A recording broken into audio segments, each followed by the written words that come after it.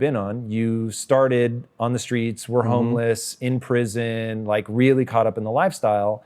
And through knowledge, you have transformed your life and your family's life.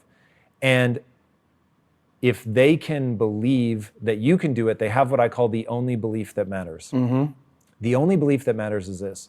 If you put time and energy into getting better at something, you will actually get better at that. Hell yeah. And that is true for every human. Now, why is that the only belief that matters? Because your behaviors follow your beliefs and only behaviors matter.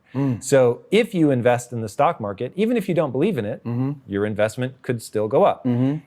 If you believe in the stock market and know it's the surest path to wealth, but don't invest in the stock market, you'll never reap the gains. So getting people to believe that they can get better, because what you've done is just read and study and research and spend time watching CNBC. And then you look, like I heard you once explain, oh, I'll see a ticker symbol go by that I don't know it. I don't sit there and waste time that I don't know it. I just go look it up. Yeah. And so now that's another ticker symbol. And for anybody that just heard ticker symbols, like, what the fuck is a ticker symbol? Go look it up. Right? So you're such a powerful example of the power of knowledge. I think that's really, really interesting. So yeah, I hope that this is, for people that didn't know you before coming into this interview, hopefully they'll spend more time because they'll see just how much you know. Man, thank you for that. And I understand that knowledge is what gives us leverage in life. It's not about how strong you are. It's about what you can learn. And then how can you actively apply that? I have this acronym called FEAR. Finally exiting average reality, right? And what happens is, until we can overcome the fear, some people actually fear success. Success comes with a lot, right? But until you can overcome that average reality that you live in, no matter what you're on, once you become comfortable there, it becomes average. Anyone can live in average. Everyone can live in mediocrity, right? Then there's those outliers who consistently push themselves to go to the next level. LeBron spends $1 million on his body, working out, eating right, agility, mobility, because he will never be average. And the thing about the human mind and the human body, it will go as far as you push it, right? There's science that says that Gandhi levitated before. The power of the mind. So you may look at it like, man, nobody can't levitate. You're out of your mind. But there's a level of meditation, concentration, that you can lock into that can take you there. As long as you believe in it, like you said, the only belief that matters is, what do you believe you can do? I personally believe that there is nothing I cannot do. And for me, it's all about impact, purpose, fulfillment. Like, the money is a byproduct of everything else. That isn't my focus. My focus is I have a knowledge and information that I know that can change lives. Not just one life, not just like lives.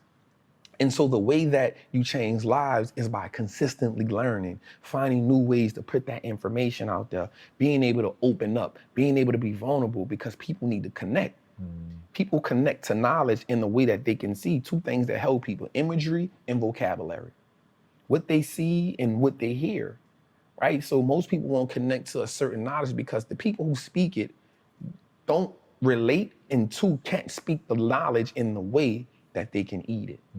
So for me, it's always about, how do I attain as much? It's always a challenge for me. How can I attain as much knowledge as I can? Because I love learning.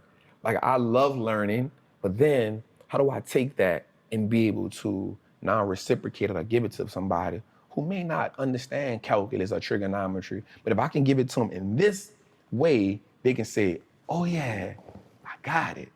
And there's more people that struggled in the world that has become successful.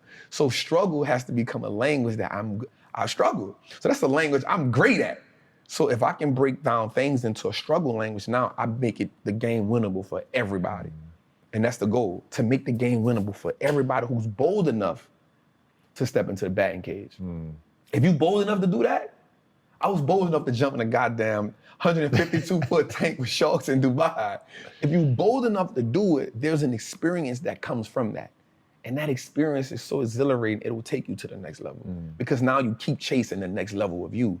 And that is when you start understanding life at a whole nother concept, when you start understanding that, yo, for the longest, I was just low-level living. I was low-level thinking. Now that I've been exposed to something, and I say this often, Whatever you haven't been exposed to isn't your fault. Once you get exposed to it, you now are accountable for it. And so once I've become exposed to so much knowledge and information, once I expose you to it, you accountable, because now you can no longer say, I didn't know. What do you say to people that don't think they have enough money to invest? So the important thing for me to tell them is start where you are. You build a house brick by brick. I mean, of course, you can get a house put together all at once. We live in that world now. I get the idea. Right? But you build a mansion, you build an empire, you build it brick by brick. Like you start with $25. And we have to understand, RIP to Nip, man, the great, he says something that's phenomenal. He said, we on a marathon. We didn't get into our situation overnight. Right? If we look back at our situations, you see you inherited that, whatever it is, that poverty. You inherited that mindset, that idea of scarcity, that idea that you don't have enough money. You inherited that. Building wealth becomes a revolutionary act, because now you start saying, I'm gonna go against what I was taught, right? And so I said, by starting with $25, if you can do $25 a month, that's cool. If you can do $25 a week, that's cool, because what happens is, once you start understanding the power of how your money works, you'll start saying, yo, I don't need to do that, because that's taken away from this. That 25 will now become $50. Guaranteed. That 50 will now become 100, because you're gonna start doing more with less. My focus is, how do we now contribute to every person's family?